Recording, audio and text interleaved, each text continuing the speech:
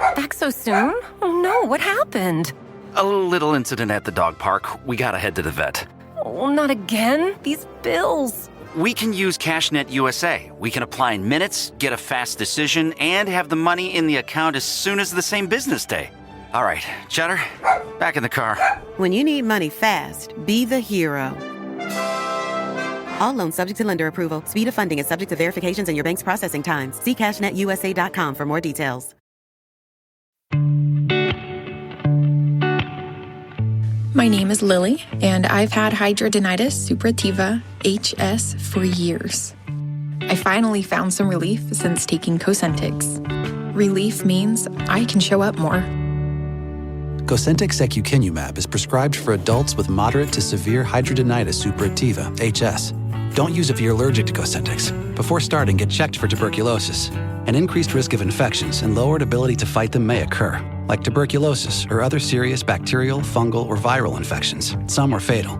Tell your doctor if you have an infection or symptoms like fevers, sweats, chills, muscle aches, or cough, had a vaccine or plan to, or if inflammatory bowel disease symptoms develop or worsen. Serious allergic reactions and severe eczema-like skin reactions may occur. Learn more at 1-844-COSENTYX or Cosentyx.com. Ask your dermatologist about Cosentyx.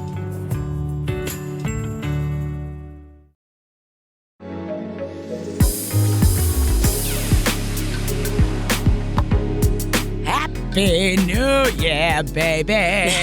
Who's ready for 2025? Who's ready for the last year of America? Oh, yes, it's here, guys. We're ready for the countdown till the end. Kicking it off. Wow, that's what January's filled with, isn't it? Just thinking about the end already. That's what January brings us. Thank you, January. We're obviously recording this still in 2024 because it's New Year's Day, but what's it like over there? What's 2025 like? Are you guys different? Okay? Is it better? Did we make it? Oh, God. How do you feel about New Year's? Where are you in the... Also, hi, everybody. I'm Jackie Zabrowski. I'm Kara Clay. We always forget to introduce ourselves. You know us.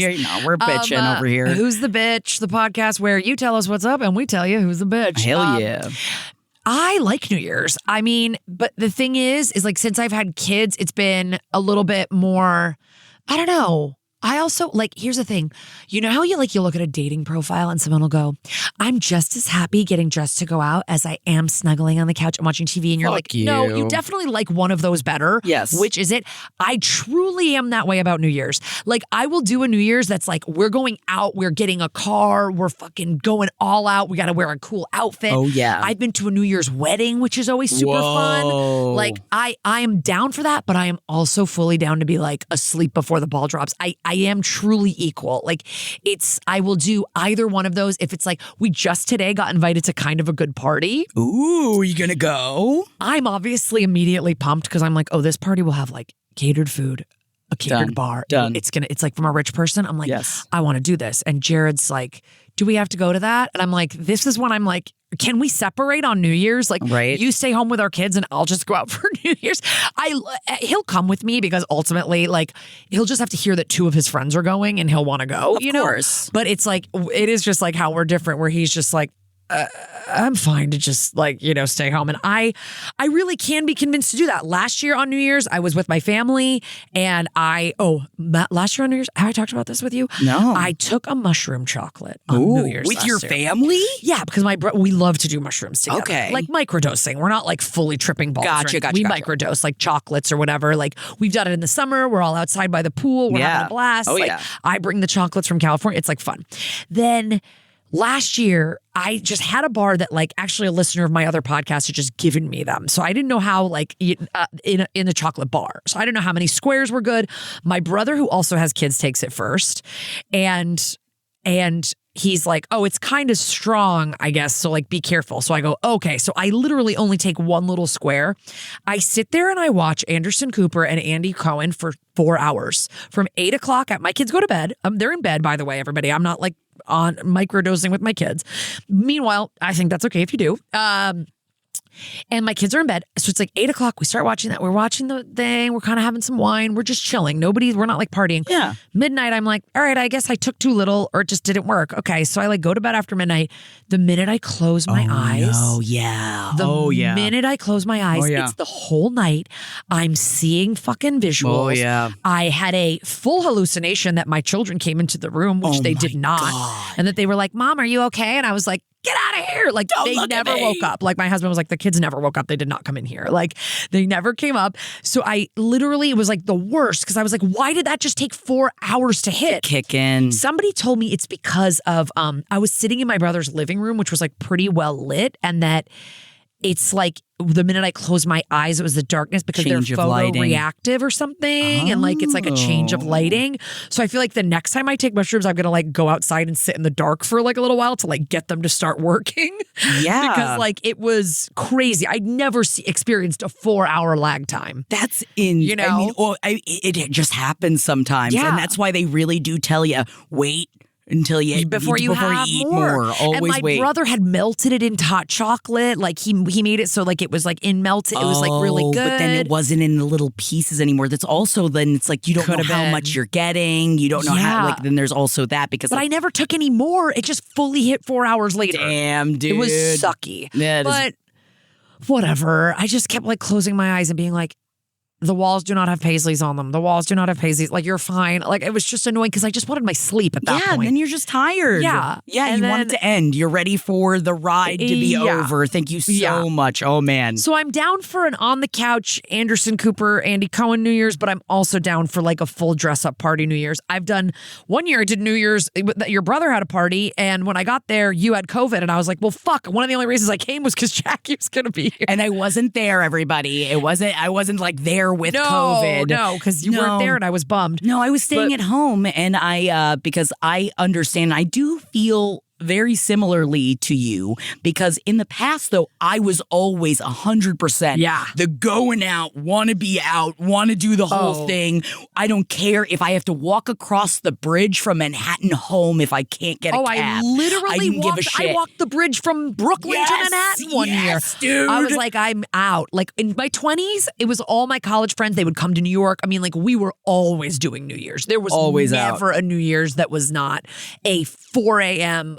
drunk fucking psycho fest. Oh, yeah. And also, I don't know if you guys did, but we almost always had a show on New Year's Eve, too. Oh, that's right. Murder Fist would always do a New Year's show. Always did a New Year's show, but oftentimes we would be running late. So many times I'd spend the ball drop on stage dressed as some ridiculous character that I was doing sketch comedy with. And we would usually miss the ball drop. But it was such a way to, I mean, because that's the thing. You're on stage, baby. Yeah. I'd be like, yeah, I'm on stage right at the minute the ball drops, baby. Like, I thought that's what really, like, living was. Yeah. But it really has changed now that I don't know if it has something to do with the fact that, again, maybe I bring it up too often, that my partner is sober, but it really takes a lot of the magic. And I don't know if that's something you go through.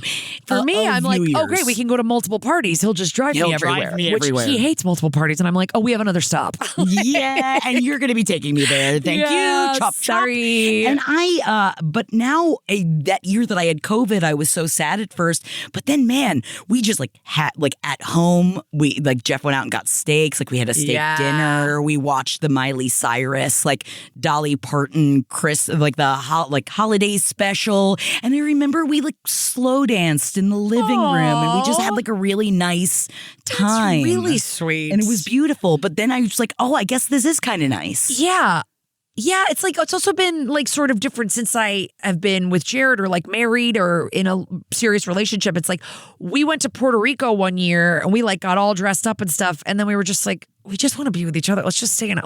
We went out and got dinner and then we just came home and we were in our hotel room. We were just we don't really, I like that too. I think that stuff's fun. I will say that. Are you about to talk about how you feel about resolutions? Just love a party. No, I wasn't. You know what I was going to say? I will also say I love throwing an illegal New Year's party. Ooh. I threw a party at my parents' house when I was a sophomore in high school that was truly not can't hardly wait level, but a big party of 15 and 16-year-olds because we were sophomores in high school. Oh, yeah. And 17-year-olds. And it was like people were hooking up in my parents' bed. There was a naked guy walking around on the top floor. Like it was like there was like it was crazy. My parents were out of town and we didn't get busted. I threw 3 parties ever at my parents' house.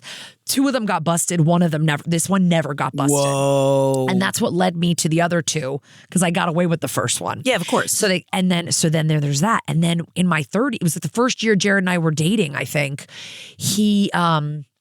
I had a party at my aunt and uncle's. They had this big loft in Soho, and they were out of town, and I was house sitting their loft. Oh my God! Wait, and you I got had busted? No, that one never got busted. Oh they my still don't know that I God. did that. That's I was awesome. like, I put nothing up of social media because they have like very distinctive art in their house. I was like, So it will everybody be would like, know? Yeah, and it was like a one where like it was comedy. I was doing stand up, so it was like all the stand ups were there. It was like a big thing. Everybody came after their shows and stuff. People were wasted. Like I remember I walked in a room where Jared was with a girl he used to hook up with, and he was just so wasted sitting on a bed, and she was just talking to him, and I go, "Hey, everything okay in here? What's going on in here? Everything okay?" And he was like, "What? What's happening?" Like he doesn't even like he didn't like had no clue what was up.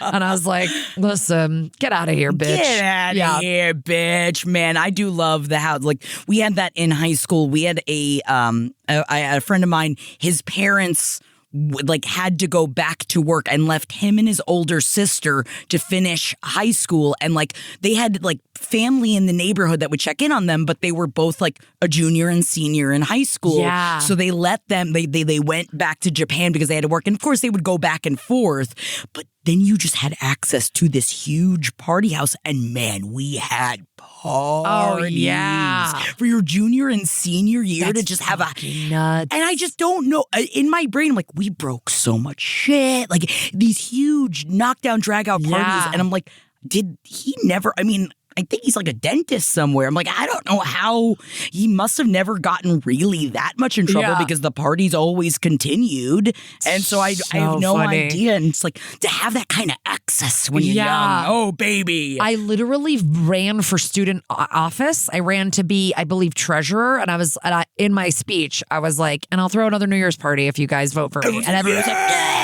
Like it was like literally from a fucking stupid high school movie.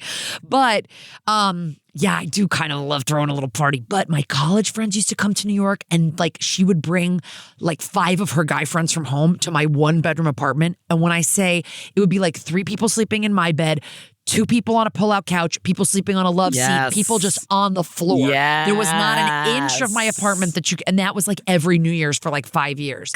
And I remember the bar Cabin in New York that was, so like we would go there all the time. We would go there. I can't believe I do. Hey, come on. We would go there New Year's Day and drink there all day because it was $2 PBRs. PBRs. It was like, $6 car bombs. And then they had or the whatever. wheel that you would spin, and it would like you would just get free shots, which you didn't need. There were no toilet seats on any. That was the most disgusting bathroom it was a disgusting in New bar. York. And you know what? It's no longer open. And I wonder why. That's honestly kind of surprising after they were giving away beer. But you know what? They were packed. Like we had the best New Year's days there because we would just drink all day. I loved when like New Year's Eve was like on a Wednesday. So like New Year's Eve would be like on a Wednesday or Thursday. So then Friday was New Year's Day. Saturday, you still got Saturday and Sunday off. We would just literally be on a 4-day bender. Yeah. Like it was crazy. Oh, yeah. But my sister's birthday is January 3rd, which has to be one of the worst birthdays on the calendar. Because January 3rd is always the day that you go back to school, back to work. You start your sober January. You start your like. Nobody wants to party. It's like, but if she ever got on that Saturday of New Year's with January 3rd, we'd like throw a rager for her. But yeah, resolutions. What do you think? I try them, but they never really work. I'm anti-resolution, but I also really have a lot of anxieties. And so when I put a really big pressure on myself, I've learned over the years, I used to be a big resolution person, and it's just too much pressure. I can't handle it, and I always fail. And then it's like every single day, it's something new for me to beat the shit out of myself about because I'm not accomplishing it. And so I decided a long time ago that I don't do New Year's resolutions anymore. But for some people, it works out really well for them. And I'm always impressed by the people that it really, like, that the guilt makes them. I know it's not guilt. I know there's other feelings, but like, I don't know what that feeling is because all I feel is like, I'm not good enough. I'm not good enough. I'm not good enough. I can't maintain anything. I'll tell you, the last resolution that I actually went through with 2018, I gave up soda for the year. But I never drank that much to begin with. I'm thinking about maybe doing that again this year because I'll tell you, Mama loves a full fat Coke. I don't drink coffee. I don't drink coffee. I don't really drink anything with caffeine. Not because I'm like, oh, caffeine is bad. I just don't like the taste of coffee. So if I'm really lagging, I'm like, I need a little Coke to like, Coca-Cola. And now it's like, I feel like I'm drinking too much Coke. And so I maybe would give that up, but like, and I gotta work out more, but I can't like but give then it. You're gonna put it all in January. I know. When it's sad and cold outside. In the same way that I'd like to have advent calendars throughout the year. Yeah. I feel like, can we start like resolutions? Can we do it for Pride Month? Like, because can we do it in June when we're like, let's be the best version of ourselves this fucking month. Let's kick it off now. I just feel like January is not the time to do it. It's too much. And then like, I know it's like all the commercials are about your resolutions. It's all this just put upon pressure that nobody needs. I know. We don't need it. And you can be better any day out of the year. You can just choose that like June 1st is your day to start over again if that's what you want. Yeah, absolutely. Or do something that is not about bettering yourself. Like I feel like there are ways, like for example, for Lent, my mom was always really big with like, rather than giving something up, it was doing something that made you a better person in society. So it was more about like reaching out to people or like remembering someone's names or like working on something that like you need a little bit more help with to make you a better part of a community. And I feel like there's nothing wrong with doing something like that, but don't put pressure on yourself to like lose all the holiday weight in January. Yeah. It's just not it's not the time.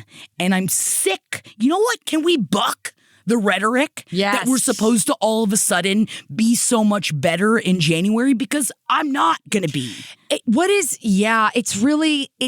It's unnatural. Like 365 days. What is that? Why is that like that?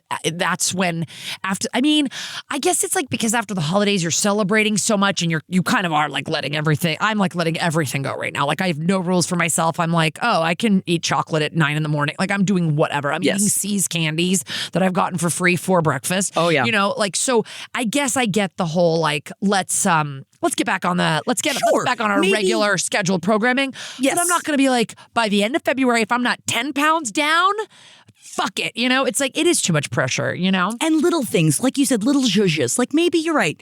All right, I won't eat chocolate before 2 p.m. Yeah. For a little bit. You know, it's like there's things, it's like, but be kind to yourself. Right. Let's be nicer to ourselves. Be kind to ourselves. Guys, in 2025, we're going to need it. We need to be kinder to ourselves and we need to be kinder to other people. And this is what we need to be doing. We're starting it here at Bitch. Yes. Well, but don't be super kind. We need some bitches. We still need you to call in and like tell us about the bitches, and you might be the bitch and we want to tell you that you're the bitch. So if you're being the bitch, I think recognizing that's your New Year's resolution. Recognize that you're being the bitch and that you're bringing it to us saying, it's possible, it's me. Ryan Reynolds here from Mint Mobile.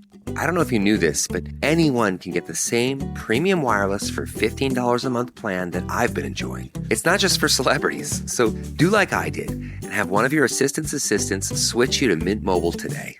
I'm told it's super easy to do at mintmobile.com/switch. Upfront payment of $45 for 3-month plan, equivalent to $15 per month required. Intro rate first 3 months only, then full price plan options available. Taxes and fees extra. See full terms at mintmobile.com.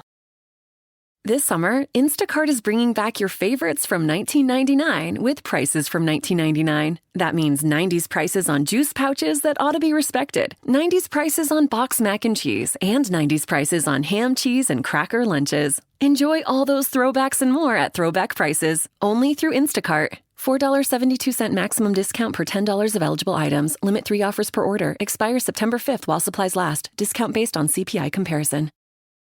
And also, I guess this is a great time to say this. And usually I talk about it on page 7, but usually I have a theme for myself every year. And I am straight up doing bitch 2025. Yes! I'd like to be more of a bitch. I'd like to just if it means like creating your own boundaries, if it means whatever, even though that's not being bitchy, but sometimes it's what bitch means to you. And I'm trying to bitch 2025. My mom said, which, my mom's got some momisms sometimes that are very funny. And my mom goes, no, you're not a bitch. You're a witch. And I was like, okay, you're right. And then she goes, woman in total control of herself. And I was like, oh my God. Don't do this to me, Mom. Do this to me, Mom. That's like a New Orleans street shirt that you get that's like, yes, I'm a witch. You're right. A woman in total control of herself. You could be a bitch. You could be a bitch in total control of herself. You're right. Damn straight. I'm a bitch in total control of herself. So step back. I'm obsessed with the voice, everything.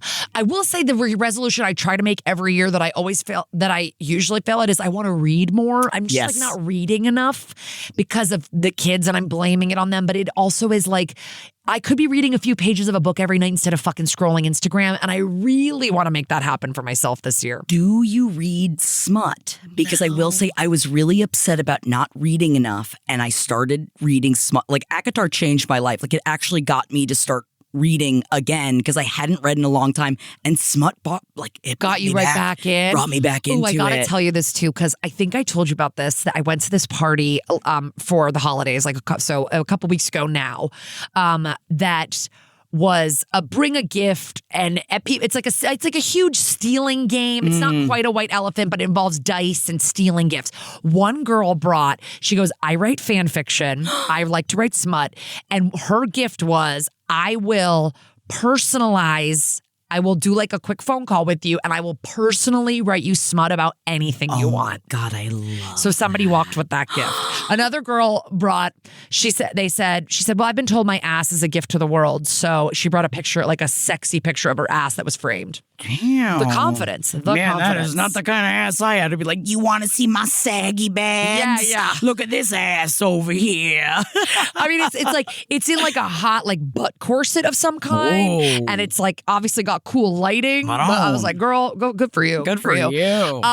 But okay. Happy New Year's. Happy New Year. I know that they started back on the drinking last year. Let Andy Cohen and Anderson Cooper drink. We want to see them drunk. It's fun to watch them drunk. Did they not get drunk last year? So they 2 years ago, they weren't allowed to drink, and everyone rallied against it. And last year, they were allowed to drink again. They didn't get too crazy. Look, that's a thing. Guys, this is why Trump wins elections, because we are so woke. I'm kidding, because obviously I like wokeness, but we can't let two grown men drink on television. What's the problem? Let them drink. This isn't for kids. No. Stop it. Yeah, it's the middle of the night. Come on. We're putting too many rules on things. This is when people swing the other way and vote for a fucking game show host. Yes. Anyway, listen, I want them to drink. I don't know if I'll be watching them this year, but I do like when they have a little viral moment and have some fun. You're damn right. Gives us something.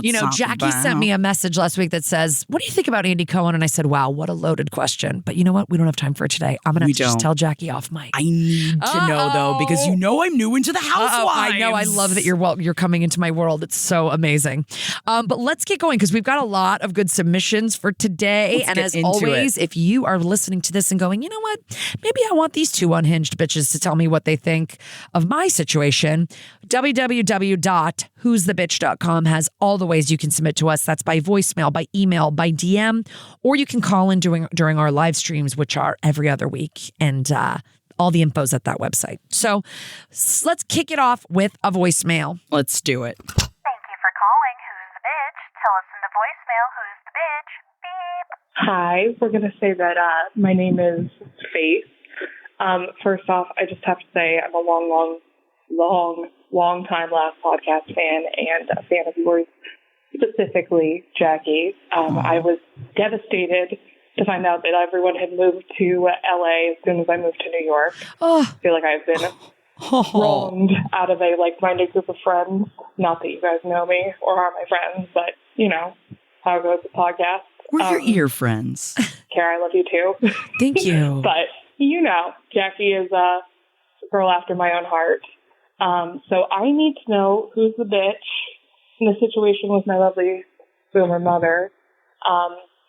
She came to visit me in New York for the first time in like 3 years. I haven't seen her because she has had like a series of illnesses, yada, yada, yada. She's feeling a lot better. We love that for her. It's great. My mother is a wonderful, nurturing, beautiful, like aging hippie lady who truly is like the nicest person ever. And she started writing a book about her life, which is great. We love that. But I told her when she started writing it at the beginning of the summer that I didn't want to be in it because I'm a very private person. And even though I love her very much and she's a wonderful person, she doesn't really know who I am. And she has a concept of her own about the way that she raised me. And I'm trying to be vague and also specific. You're killing it, babe. She did some stuff that left me with some abandonment issues, and even though she's a very warm person, I ended up kind of closed off emotionally because of her. So that is to say, I love her very much, and I'm fine with her not really knowing who exactly I am because I don't want to deal with like the big conversation of like, hey, guess what, you fucked me up. So I've made that choice, but in making that choice, I don't want her to write this book where she tells a story that is inaccurate as far as who I am as a person. And I don't know, I feel like that's maybe a little harsh, but so she shows up, anyway, and she's telling me she's very excited. She's gotten her sets back and she wants me to read them. And she's like, I just want you to read the parts about yourself so you can approve them. And I was like, hey, I told you not to include me in this book. And she feigns total disbelief, doesn't remember. I have a conversation later that night with my husband, and he definitely remembers the phone call where I told her to leave me out of this book. And we have another conversation where she gets all upset and is like, well, if I leave you out, that's like a lie because you're such a huge part of my life. And if I'm being honest, I'm not a huge part of her life. I'm sure I was like as a child because she was raising me. But, you know, we just went 3 years without seeing each other. I haven't lived with her since I was 18. But I am an only child. So I guess there's that. But basically, am I the bitch for not wanting to be included in my mom's book? Which, the reason I have to be so vague is it's probably going to be published. Like, she knows people. Yeah, whatever. But, yeah, am I the bitch? Okay. I would love to know what sounded like a bunch of tiny little horses were running alongside you during that. But I bet they were voicemail. cute. But they sound really cute. But wow, this is a interesting conundrum. It does bring me, it's just weird. It is very interesting. And not that I'm saying this to you specifically, because I actually do have a friend whose parents are both psychiatrists, and they wrote books about her as a child, sharing a lot of very private information about her, and it was very disruptive to their family. So I want you to know that you are not being the bitch in this scenario whatsoever, and you have every right for your story and for anything about you to have, you should have explicit consent, and you should give it if that is what you want. Yeah. But in this situation, you don't. And I think it seems like your mom is a good person, and it doesn't seem like she's doing this maliciously in any way. And I know that, like, I'm not here, believe me, I'm not here trying to convince you that, like, you should open up to your mom more and get her to know you in a way that you're not comfortable with her knowing you. There's no reason to do that. But you have every right for your side of things to not be shared. But have you talked to her about this yet? That is my only concern, is that, like, has there been a conversation? Is she not listening to you? Or are you at a point where you're like, I don't know how I would say it and why I would say you wouldn't want to be, because you don't want to open up the can of worms of, like, you don't know me and I don't want you speaking from my perspective when you don't have it. Yeah. Yeah. Well, she said that she did have a conversation with her mother, and then her mother kind of feigned forgetting about that conversation. Okay, sorry, I forgot about that. That's okay. But I would like to know if there's a way that you can have a conversation with her that's like, because I get what you're saying. Like, our parents, like, don't really know us. And, like, as a parent, like, I am sort of like, I know everything about my kids right now. And it is sort of sad to think, like, fuck, there's going to be a day when you're like 16, 18, whatever, where I'm not going to know everything about your life. I'm not going to know all your thoughts and everything, like, that's going on with you. But, like, parents have to get with it and know that, you know? That said, like, if I were writing a book about my kids, about my life, my kids are a huge part of it. Whether or not I'm close to them when they're 18, when they're 30, like, if she's not a huge part of your life now, that makes sense. I would wonder if you would be okay with her writing about your upbringing from her own perspective. She should not say, she should not say, and at the time my daughter felt like this or that. Like, I would almost read the things she's written. Yes. And then say, here's where I have a problem with this, and here's why I'm going to say no to XYZ passage. Because what if she just wrote a bunch of stuff about how it feels isolating to be a mother, to only have one child. Maybe she wanted to give you a sibling and never could, and feels like she let you down. I'm literally making this shit up right now. That's her speaking of her perspective. But it's like, that's her speaking of her own, exactly, like her own side of things. And I think that that's valid. Like, she should be able to say that story. Her then going, and then my daughter didn't like that because she was going through a phase where she really felt this way. Like, that, those kind of words, like, should not be happening. No. Like, where she's writing from your point of view, you know, or putting anything on you. But she should be able to just write about having a daughter if she, and whether you feel like you're a big part of her life or not. I think you probably are a bigger part than you think, even though you haven't seen each other in 3 years. Like, and she's had health stuff. Like, I don't know. It just, kids are a huge part of your life. Like, having them. My mom is overdramatic, but she does refer to us as her heart on the outside of her body. And there is often times where she's like, you don't understand what it feels like when your child moves away and they're not a part of your life anymore. And here's the thing. She's right. I don't know what that feels like. I've never had to deal with that before. And neither have I. But again, it's her perspective. And I think that is something that my mom and I do talk about a lot, because, like, our perspective is it's always changing. Yeah. And it's not fair for anyone to ever speak of your perspective or what you are going through. Or memorialize it in writing. Exactly. You know, like, and it's never going to change. I think you're so right in reading everything, because it seems like you do at least have a good relationship with your mom, that, like, talking and reading actually what she's writing rather than just the nebulous idea of her writing about you.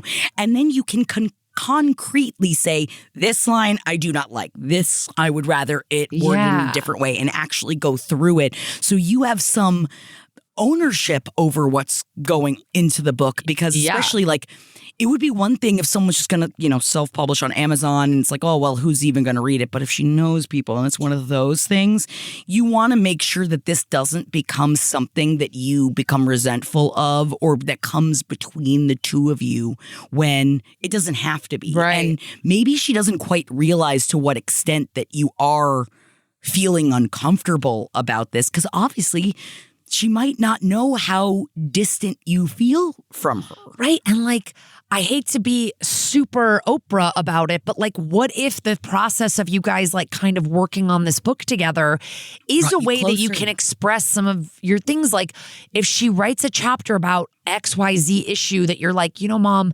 that actually, that part right there is where I felt really abandoned by you. And like, you're saying, because I see what you're saying. You're like, my mom's great. She's lovely. She's nurturing, this and that. But you have some issues with her. Like, there's some stuff that she's done that's like really affected you. And I think that it's okay to be like, like, I don't know. I think it's okay to say, these things here like made me, and this could make you grow closer together. It's like, it's not over just because you're an adult and like you're both adults now. And like, your relationship's not done evolving and changing. You and your mom could absolutely become super close over this book. Like, if you just change your perspective on it. But I also would say, like, Mom, I'm willing to read what you wrote, but I would like you to give me like, not like full veto power, I guess, but like, I really am going to let you know when I feel uncomfortable about some of the things that you're writing. And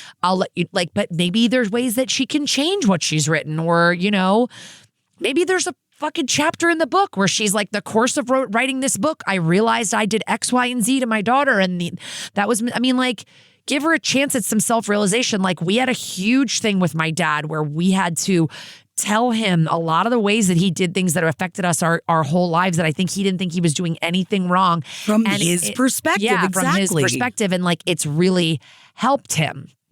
Look, my mom will be like, was I not around enough? Was I not? And I'm like, yeah, Mom, I don't care. You were working. Like, you taught me about working and how you were like the working member of our person that was like always working, and that like moms can do that, and be like the breadwinner for the family and this and that. So like, sure, you weren't always home at dinner. I don't really care about that, like, so I can see why I bring that up just to say, like, I can see why you love your mom and she's this aging hippie that you love, but you don't want to like open up old wounds or whatever. Which is understandable. Which is totally understandable. But I think it's okay to have like adult conversations now. You sound like you're an adult, you're married, you're a reasonable person, like, and be like, hey, I don't really love this section of the book. And it is because I'm private, but it's also because of this, and like, don't be afraid to kind of have some difficult conversations with her about this book, because why else is somebody writing a book about their life? Exactly. Why else are you writing a book about your life? Yeah. If you're not trying to like learn something from it and realize, oh shit, I thought I was doing XYZ and all for my kid and it was so great. And now later in life, I'm realizing it wasn't. And I wonder if I can repair that. I wonder if there's ways we can work on that, Honestly, perspective conversation has really healed a lot in my specific family. Yeah, and I'm interested in your opinion specifically, because it seems like you and your mom are a lot closer than me. I love my mom. My mom and I are good. If I had a real problem, I would go to my mom, I guess. But like, we're not as close. We don't talk every day. We're not, like. But my mom is also only really recently getting to know me. Yeah. Like, getting to know who I am. And it's also because I think that I was in Arrested Development for quite some time and wasn't doing the work myself. And now I'm able to be like, well, you were like this in your 20s. Like, Mom, I had a lot of trauma in my 20s. And you don't understand the perspective of what I was going through. Right. And yes, on the outside, it seemed, oh, you were just a bitch. You were just doing these things. It was like, but did you ever think about what I was going through? Right. But was I thinking about what she was going through? No, right. And so there is that, like, it has, I need you to know, again, I'm not telling you specifically who called in to like tell us about this, that you should do this. I'm just saying that the idea of perspective has really opened up a lot of conversation. Yeah, totally. And just remembering that, like, it's possible that like all the abandonment issues, not that you should not feel valid in feeling that way, but it's possible your mom just doesn't see it that way. Yeah. Or has no idea. Because so, especially, I mean, not to be like this, but like with boomer parents, not all boomer parents, but like my mom has been in therapy for many years to work to be able to talk like this. Not every boomer parent is like that. Totally. That's why we have to bring it. Yes. And we have to bring the communication to them then. Yeah. And then on that aspect, you're sharing what you want to share with your mother. and not what she's going to find out about you, not anything. Right. Then you control the narrative for the first time in the way that she's trying to control the narrative by writing the book. Yeah. Yeah. I mean, that's the thing. It's like she just wants to spill her perspective out on these pages. And I think you have the right to look at everything and to say, I don't want that in there. That's an embarrassing story that happened to me, whatever. But I think you could also take it as a really cool opportunity to like communicate some stuff to your mom that will maybe make you feel less emotionally closed off to her. And so I hope you figure out a way to use that opportunity. Yeah, I wish you the best. Yeah. Because like it does seem like you're down to talk. Yeah. And I just want to say I appreciate that from our generations. Like you're down to talk about it and not just be like, fuck her, she's doing this. And, right. And I think oftentimes we want to, say, I don't want this to happen. So now I'm upset. I can see why your mom is like fighting back on you a little bit and going, well, I can't just like cut off the fact that I had a child. Like you can't be invisible in the book. So because if it's a book about her life, you are a big part of it, even if it was just as a child and not now, you know? So I think like finding a way to talk to her about how you're portrayed in the book and then using it as a jump off point to maybe deepen your relationship is awesome. I hope that works out. Instacart is here to keep you on the couch this basketball season. With pre-game rituals and post-game interviews, it's hard to find time for everything else. Let Instacart handle your game day snacks or weekly restocks with delivery in as fast as 30 minutes. Because it's bad luck to be hungry on game day. Download the Instacart app today and enjoy $0 delivery fees on your first 3 orders. Service fees apply for 3 orders in 14 days. Excludes restaurants. Let's move on to our next submission. Let's do it. Okay, so I'm going to read this email. It's a little long, so I'm going to try to kind of be speedy. Okay. You got bitch. Hi, I can't figure out who's the bitch. My best friend, my best friend's boyfriend, or me. I don't think that they listen to this podcast, but I don't want to share their names. Understandable. Obviously. So she's going to call her best friend T. Okay, so T and the writer of this have been friends for about 7 years. For 5 of those years, she's been with her current boyfriend. We live in Seattle, and he's originally from LA. He doesn't have any close friends in Seattle that I know of, even though he's lived here in Seattle for several years. As a result, he tags along with us and our friend group a lot, but T told me that he doesn't really consider us his friends. Over the past couple of weeks, we have been trying to plan a ski trip in February. Several of our friends have birthdays in late January and February, so this would act as a joint celebration. T's boyfriend's birthday is also in February, so I suggested going to Whistler in our group chat, and everyone else agreed that it was a good idea. It's a 4-hour drive from Seattle, the biggest ski resort in North America, and a lot nicer than some of the Pacific Northwest ski resorts. After about a week of us talking about Whistler, T puts in the chat that her boyfriend has no interest in going to Whistler and gave no reason why. I know that her boyfriend doesn't like Canada and has a strange vendetta against traveling there, but I'd hoped his mind had changed since we hadn't talked about a trip there in a couple years. After a few days of some awkward tension, we eventually conceded to go where he wants to go, the Timberline Resort in Oregon. Timberline is the same distance from Seattle as Whistler. It's similar in cost, but is much smaller with less activities for our friends that don't ski. I also dislike traveling through rural Oregon because I am Black, and it doesn't have a great reputation for people of color. I texted T on the side saying that I feel like her boyfriend consistently puts her in an unfair position when it comes to our friends. A similar thing happened last year when she did not come on my 30th birthday trip to Joshua Tree because he couldn't get off work. She's incredibly mad at me and says that we were trying to make her choose between spending Valentine's Day with her boyfriend and going on a trip with us. And now that we've chosen Timberline, I'm just trying to guilt her for it. However, from my perspective, it's her boyfriend that's making her choose and guilt her into convincing us to go on the ski resort that he wants. He's the only one in this situation that gave her a hard line. She asked if I was the only one that felt this way, and I told her that I could only speak for myself. However, all of our friends have noticed this behavior from her boyfriend in several instances, and we've all talked about it. I'm not sure if I'm the bitch for meddling in their relationship or if she's the bitch for pointing the finger at our friends instead of him. I also think that her boyfriend's the real bitch, but what do you think? Thanks. I hope this wasn't too long. If you can, okay. Nah, that's good, it. dude. Yeah. Wow. Okay. I have so many thoughts. I have so many thoughts. Please, after you. I mean, are you sure? Listen, first of all, fuck Valentine's Day. I'm sorry. Yeah, I mean, we're going on a trip. It's your boyfriend's birthday. Valentine's Day. I mean, that's like, whatever. The Valentine's Day jumped out at me as like, oh my God. All right. I think this is really frustrating because, first of all, you guys are being asked to accommodate somebody who has been friends with you for 5 years and says that they're not his real friends. Yes. Like, if you're hanging out for 5 years, your girlfriend's friends are your friends. Do you have other friends? Where are your friends? Yeah. And also, to bend over backwards for one person in a group trip is always very frustrating, especially when there is no it's just like, oh, you have a weird thing about Canada? Then don't go on the trip.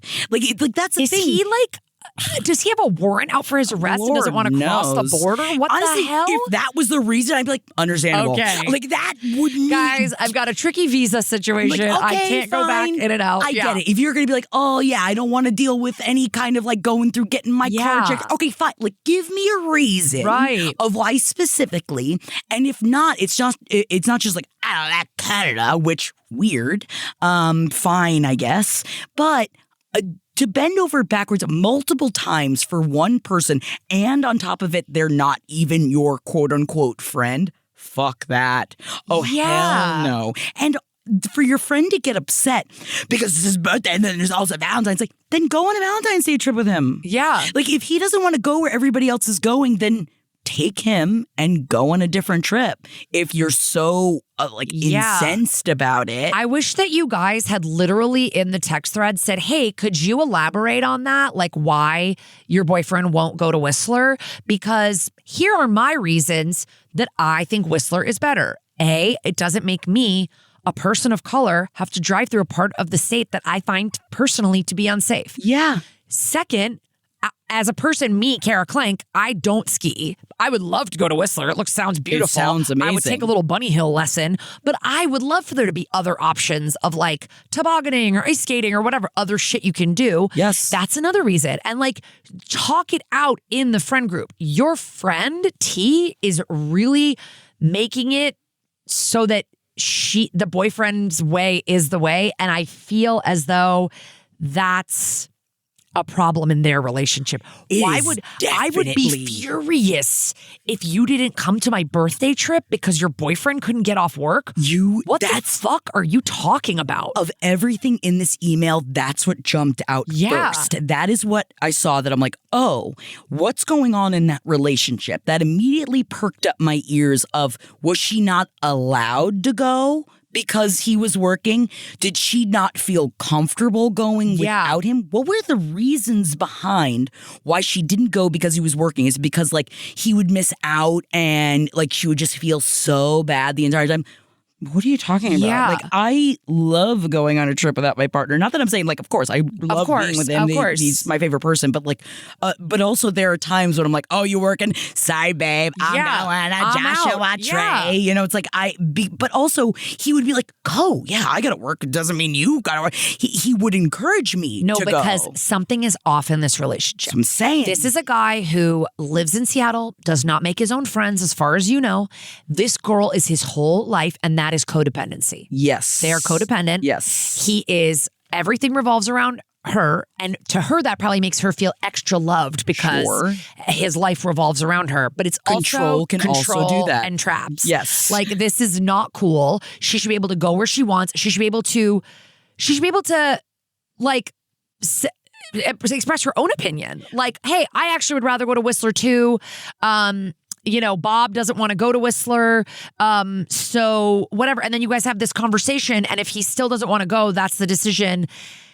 I can't believe you guys even conceded based on that text. If you're talking about Whistler for a week in the text and then you're conceding to what this guy wants to do, I guess you're being nice to your friend, but you're enabling T's enabling of her boyfriend. That's the thing, because also you bend over for this dude that is treating his partner like this, because it might be at the point where she's they've been together for so long that it's not that he's openly controlling her and manipulating her. There are many, it is quite a spectrum of control in a toxic relationship, that maybe she's like, no, I am just defending him and his needs. Because here's the thing. Let's be real. Let's say we're all in a big group chat and I know Geoff doesn't really want to go to this spot. You know, there are often times when in our big group of friends there that like people want to go, you know, do like, let's say we want to go on a bar crawl. That's the last thing my sober husband wants to fucking do. Right. And I would either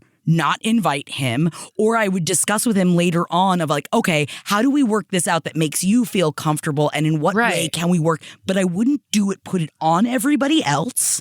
And it would also be like, or if it was specifically a place, I would go to the person planning it and be like, oh, hey, how did we decide on Whistler? Because like we've been like, I feel like there would be side conversations. Yeah. Everybody knows. Group chats have breakout convos. Sometimes you got to sidebar and talk about it with somebody else of like I don't know, like, my boyfriend's just like being like this and I don't know what to do about it. Should I tell him to go fuck or what? And there are times when you have to have side chats, and I feel like this group and you took it to T. You took it to T in a side chat, and you said, I think your boyfriend consistently puts you in unfair positions. Okay, like the birthday at Joshua Tree. I'm guessing there's more. Right? I'm guessing there's other examples of times where it's like, well, we don't want to go to that bar because he doesn't like that side of town, or that's like too far from his work, so we're not going to do that. I'm sure that that's happening a bunch of times, right? Like things I'm making up right now, but you know, and she got super mad at you. Yeah. You have to have a conversation with T again. Like you have to be like, girl, I'm not putting you in any kind of position. Like you are consistently siding with him on stuff, or he is making you choose between us when you've told us that he doesn't consider us your friend. Like, why do we have to make our whole trip revolve around him? Right. If that's what you want to do, if it's not going to work out for him, then I think personally that T is getting upset because she kind of knows this is going on and doesn't know how to stop it or whatever. And it's just like, so he's like trying to put the blame on you. And it's like, well, what am I supposed to do? Not be with my boyfriend on Valentine's Day? And it's like, yeah, girl, but like, why are we switching this whole trip around for your boyfriend? But that's also toxic behavior because that is what a toxic partner does, to distance a partner from their friends and the people that are there to support them, to isolate. And I don't like, you know what, the more we talk about this situation, the more I don't like what's going on here. And I do think you need to have another conversation with T and not a sidebar text. I lied what I said earlier. I think that you need to have an in-person, have a talk. Yeah. I think this is a time for a conversation. It's not just about the ski trip. You're right. You know, it's like, girl, like we kind of let you know a couple of reasons why it should be this way, and you just like dropped into the chat, no, well, Bob doesn't want to do that, so it's not going to happen. Like, right. And that's not how to treat your friends, but B, like, I don't know, what's your boyfriend's deal? It's like, he doesn't want to be friends with us. And you're asking, am I a bitch for meddling in their relationship? Like, you're not meddling in their relationship. No, you're he's meddling in with your trips. Yeah, you're the one telling us he doesn't think that we're friends. So therefore, I don't feel comfortable telling him. Like, it would be one thing if it was like we were all in a group chat, and I'd be like, if you and I were all in a group chat, like with our husbands, and like Geoff was being out of pocket, I think I'd be like, well, Geoff, like, what's your reason for not wanting to go to Whistler? I would go to him. Yes. Because he's not, it doesn't sound like he's in the group chat. He's not in the group chat. Therefore, she is taking on the responsibility as his representative. So you're expressing your kind of disappointment with the fact that he makes you that T is being made the representative of this boyfriend who doesn't even consider these people friends. Right. So, girl, you got to have a conversation with T about this. But also don't go at T. Like, make sure that you talk about this with other friends. Don't go in defensive. Don't go in. Yeah. And it's more like, hey, I'd love to discuss it feels this. like, like, I don't really, this feels like maybe not dangerous, but an unhealthy dynamic. Mm-hmm. And I want to just know, like, how are you feeling? Is everything great in your relationship? Like, is everything good? Like, because it just kind of feels like you defer to him. And I think I'm losing you in this friendship. Like, that you're just doing what he wants. And like, I've known you for all this time. I would have thought that you would have appreciated the fact that I don't want to drive through a rural part of the state where I don't feel safe, or like you would respect our friends that want to do other things at Whistler. You know, whatever. The details of the ski trip are really kind of not the issue. You know, it is like that we are once again allowing this guy to like be the be the one who like the decision maker, and it he just doesn't doesn't get feel that, good. No, he doesn't get that power. He hasn't put the work in for the relationship. And you should ask her. She's your good friend. You should be like, is this what happens in your relationship? Like, does he make all the decisions? Like, what is going on? Yeah, let's talk about this. And maybe you have, and there's more that's like not in this email, but I'd like to know. I mean, like, I feel like there shouldn't be awkward tension. I feel like it should have been like, okay, a list of pros, list of cons. The pros outweigh the cons. I think we're going to go with Whistler. So sorry about it. Like, but you guys made a concession for him, which is nice. But I just think this is going to keep happening. Yeah. This is just going to keep happening. So you're either going to nip it in the bud now, maybe see how the ski trip goes, and then nip it in the bud after that. Like, I don't know. But I do appreciate that you already texted her or brought it up to her. I just think this is like aside from the ski trip, separately, like, what's up with your relationship? Like, why does he not fully want to be friends with us? Why is he not working harder to like ingratiate himself with us and like make us his group of friends? Like, are you kidding? Of course, that's how most of us become friends, is people that we're dating. Yeah, and especially when you move to a new place, like that easily is a starter friendships. Or if you have all of these, like, I am so curious about this dude and like, if he's gone out to make his own friends at all. Like, does he not consider you guys friends because he's got a bunch of other friends? I feel like... Well, they don't live there, she said. Yeah, so they're not local. But also, you've been living there for years. You figure it out. My husband also moved here and all of his friends were far away. Guess what he did? He went out and he made new friends. Yeah, I know. I mean, like, unfortunately, what I see happening is like, if you continue to make this an issue, it's just going to be like, they're going to dip out on more and more trips. Right. That's why I'm saying he's reach out just going to isolate you. He's going to isolate his girlfriend more and more from you. No, don't let that happen. So don't let that happen, and just but if try it does, to also, it's not on you. I shouldn't say don't let that happen. Well, don't let that happen for you and T. But like, honestly, you can only help people so much as you can help them. Right. That they want to be helped. Like, if she's going to keep like isolating, but it's like, yeah, why are you letting your boyfriend like make all these decisions in your friend group? Or like, why didn't you go to Joshua Tree? There's a lot here that's like, I don't love it. No, boyfriend's the bitch, though. Can we just say, I don't boyfriend's the bitch? I don't like him based on what you've described. No, I don't like him. But Jackie, let's read our next submission. All right. You've got bitch. First off, I've been absolutely loving the show. As a longtime LPN fan, I'm excited to finally have a reason to write in, even if the scenario kind of sucks. Oh, I'm sorry. This all happened only 2 weeks ago, and I'm still feeling weird about it. I'll try to keep it short, but I feel like some context is important. My ex-boyfriend and I got a cat together about a year ago. The situation was a bit odd, as I was really interested in getting a cat, and he was fine with the idea in large part because his apartment had mice, but didn't particularly care otherwise. We had been together for over a year, and I was not living at his place full-time at this point, but we had been gradually working towards that. I had helped him with a lot of home improvements, and his parents actually thought I was living there. They were the landlords. So, my friend group had planned a long weekend in Las Vegas together. He had been invited, but to make a long story short, did not decide to come. That situation was actually really problematic in itself, but I don't want this email to go on forever, but let's just say he was definitely the bitch the way he went about not going. Wow, similar to what we were just discussing. Yeah. When I landed in Las Vegas, he texted me a picture of a cat with the caption, "Say hi to cat name." I was floored and kind of pissed that he had done this without saying anything to me and while I was away. But apparently his mom's friend was trying to rehome her, so it was sort of a sudden thing and I let it go. From the time I got back from Vegas, I started living with him and the cat full time. A year goes by. We both love the cat very much, and despite some other rocky moments, we're continuing on in a committed relationship. Or so I thought. Dun, dun, dun. 2 weeks ago, I found out he had been cheating on me for at least 2 months, based on the texts I found between him and the other girl, probably longer than that. No. I found the text when using his iPad, which we both frequently had access to. He wasn't home at the time, so I called my best friend, packed all of my shit, and took the cat and left. I texted him the screenshots, told him me and the cat were gone, and I haven't spoken to him since. He responded with one half-hearted apology text and called me a few times immediately after, which I didn't pick up, hell yeah, and he did not leave any message. He hasn't reached out at all since the first night and never said anything about me taking the cat. Here is where I'm worried I'm the bitch. The cat used to like him best. I say used to because I always had a bond with the cat too, and in the last several months, it seemed like we were pretty equal in her eyes. We split caring for her, but I definitely fed her way more often and took charge in any medical or maintenance care, getting her spayed, nail clipping, etc. I never discussed taking her with him. I was just in a fog after finding everything out, and it all moved very quickly from there. The cat was understandably stressed at first, but is settling in with me at my parents', bless them, and she never stopped being her sweet, cuddly self.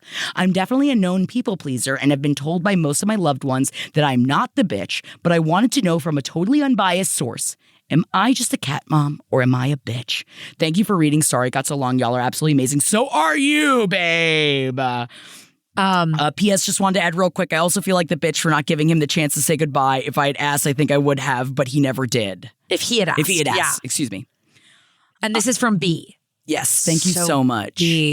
B, baby. Your name might begin with a B, but you're not a bitch. You are not. Listen. You are not. I don't even have a cat. I never have had a cat, but cats can tell I don't like them, and so they come up to me even more. Aren't cats more attracted to people that are emotionally withholding? Maybe that's why you felt like her boyfriend liked her, but liked the cat liked your boyfriend better, but not your ex. Yeah. You didn't do any. I mean, you took the cat and you left. Good. This guy's a piece of shit. And I don't like the fact that he even got the cat without asking you when it was your idea to get the cat. Made a huge decision for you too. Because here's the thing, and not to just harp on that. Here's the thing: if a friend had a cat, your parents' friend had a cat that needed to be rehomed, ask the question. Hey, my friend's parents have this cat and it needs to be rehomed. Would you love to talk about this when you return from Vegas? You went to a Vegas weekend. You didn't go to a fucking Buddhist retreat for 4 months. No. Please. You were able to be communicated with, and that is such a huge red flag. In the same way that I always scream every year with the damn car commercials and all that stuff that, could you imagine coming home and someone bought you a car Alexis and you didn't, with a bow on it? Oh my God. Saturday Night Live did a sketch of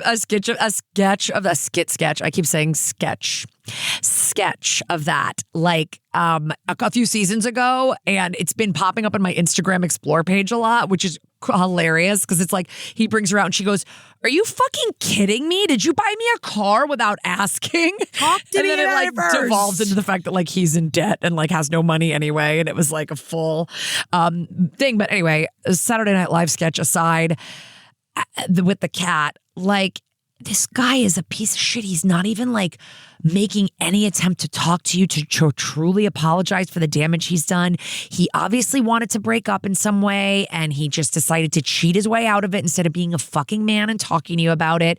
That is not a reflection on you. No. That is a reflection on him. It is absolutely your people-pleasing way that is oh no, the cat doesn't give a fuck. The cat likes you. The cat likes the person that feeds them food and gives them love, and that's you now. That guy's out of the cat's life. Don't worry about it. He doesn't need to see the cat again. That's it. That's it. Honestly, I really feel like this is a very, I don't want to say easy one, just because I understand as a people pleaser that you do need to hear these things from multiple people often. Yeah. And I am here to tell you, not the bitch. The cat doesn't need to say goodbye. Fuck that dude. And don't worry about this. You need to be worrying about, healing emotionally from this, coming back stronger, figuring out, your next steps in life, when we release you. Yeah, we are releasing you yourself right now from this cat drama. You do not. This guy sounds like an asshole, and the only good thing he ever did for you was get this cat into your life somehow. It sounds like. Yeah, and unfortunately, I guess teach a fun, great lesson, you idiot. Yeah, she uses the iPad, you fuck. Yeah. Oh my God, and it's that kind of shit too, where it's because you just didn't want to take the fucking time to discuss with someone. You'd rather have the easy way out. Interesting. Classic I just man. Want to slap. Classic I just want to slap this man. And I will say also, as someone that in a past relationship, and maybe some of my anger is coming from that someone that came home and said yes to a cat when I did not want a cat. So at least you had discussed the cat previously. Yes. Because I remember coming home being like, why do we have a cat? Why is there a cat here? So also, I understand your pain. And even though that's not even what your pain is, now you get to go be a cat mom and take care of yourself. If he gave a shit about you or the cat, he would already have been like, he knows where your parents live, I'm sure. He'd be there. He'd be knocking on the door. I'm so sorry. Like, can I at least see the cat? It doesn't sound like he wants... He's not taking responsibility for anything. Get him out of your life. But thank you so much for writing in. Thank you. And I hope you have a wonderful new year with a new man and that cat and that guy's in the fucking rear Hell view. yeah, and you were just vibing. Leave him back in the garbage fire of 2024 as it was. We don't need Your him. resolution is stop thinking about him. You're damn and, straight. Move forward. Move forward into 2025. We're bitching it up in 2025, guys. Happy fucking New Year to all of yous. Yes. We love you guys. We'll be back again next week with another episode. If you want to submit, we've got the lines are open even over the holidays. Who'sthebitch.com. That's a way to leave a voicemail, leave a DM, leave an email. And if you want to, mark your calendar and call into our first live stream of the year, which will be taking place on January 13th. And that's also all available at who'sthebitch.com. Tune into the live stream. That's when you can talk to us live. We can talk to you back and forth, get different details. But if you feel more like a VM or an email is your way to go ahead and do it. And just a quick reminder, voicemail limits are 5 minutes. So if you can try to keep your story to 5 minutes, that would be great. Otherwise, you have to send a part 2. And if you send a part 2, you can just jump right back in because it'll just pick up right afterwards. Yes. So you're good. Yes. And Jackie, Happy New Year. Oh my God. Happy New Year to you, Kara. And Happy New Year to all our bitches out there, guys. It's the year of the bitch. Hell yeah. Embrace let's be strong. Let's be strong together. We got this. F you, January. We'll make it through. We'll be back next week. Bye.